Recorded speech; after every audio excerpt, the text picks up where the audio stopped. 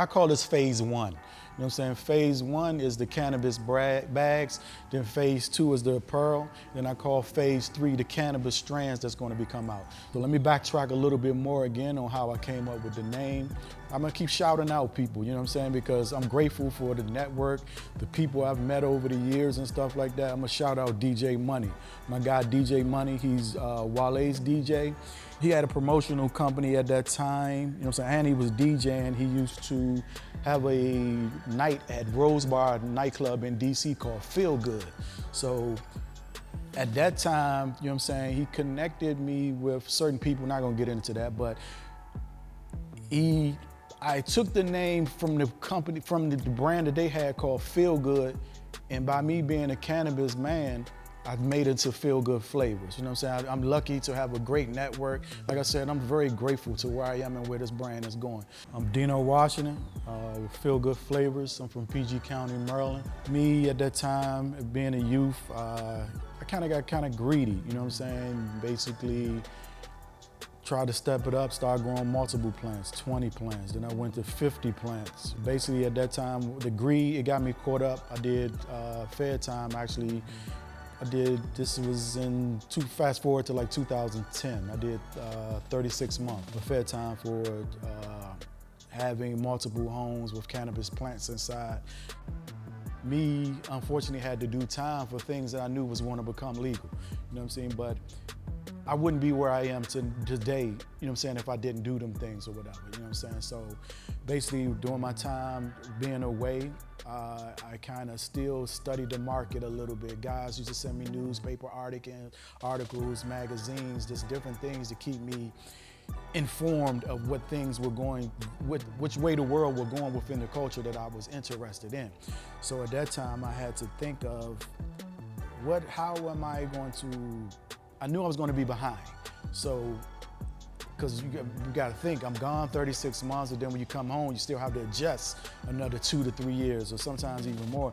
So basically what I did was I came up with the idea of what people need that's carrying cannabis, you know what I'm saying? Because before I went away, I used to sell smell-proof bags to some of my homies. We have 4 layers of carbon fiber lined inside the bags. And for you guys that's familiar with grow rooms, you have a carbon filter, you call it a carbon filter can that cleans out the smell of, if you're growing in a commercial warehouse, you're growing in your home, that cleans out the smell. So I contacted the company and asked them, really, you know what I'm saying, can you line these bags with some of this carbon? I'm gonna give one of my secrets. I mean, it's not really a secret, but I look at women magazines also too, to see what women were like, you know what I'm saying, as far as bags and stuff like that, because women carry cannabis and stuff like that. So what I did, my first bag that I made for the women was like a little wristlet. Then I made a little makeup bag. But I was like, no, this is a bag that a woman could put if she has a nice purse or a nice bag of luggage.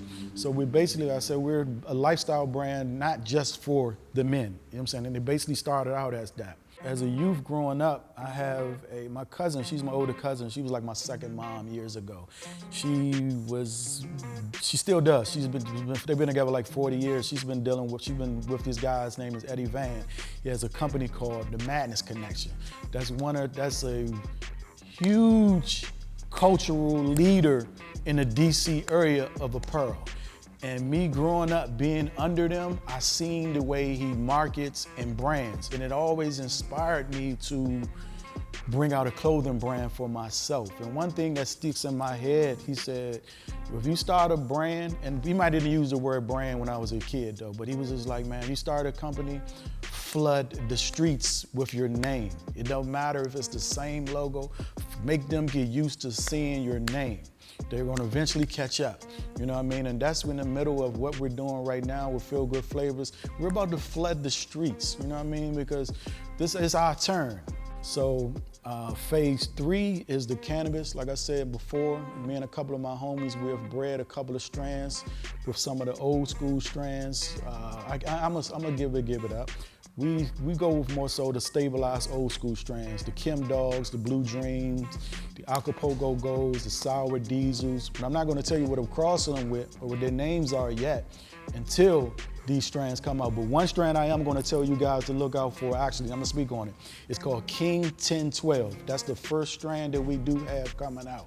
You know what I mean? The shit it makes you feel good. I appreciate the love that all the different nationalities, genders, that's showing love to feel good, you know what I'm saying? Because it definitely makes me feel good that the people are engaging and loving something that I created just out of my thought, you know what I'm saying? Like, and this, it really feels good, and hopefully, you know what I'm saying, we can give back more to you and make you feel good. So where we want to go with Feel Good Flavors, I mean, the aspiration and the dreams and the things that me personally I want to do is it's so many. I'm lost for words on the things I want to do, but the starting point, you know what I'm saying, we really want to build our brand more in the community and then expand more to the world. You know what I mean? Like I said, we want to have our strands, our apparel, and just really put myself and my team in a position to give back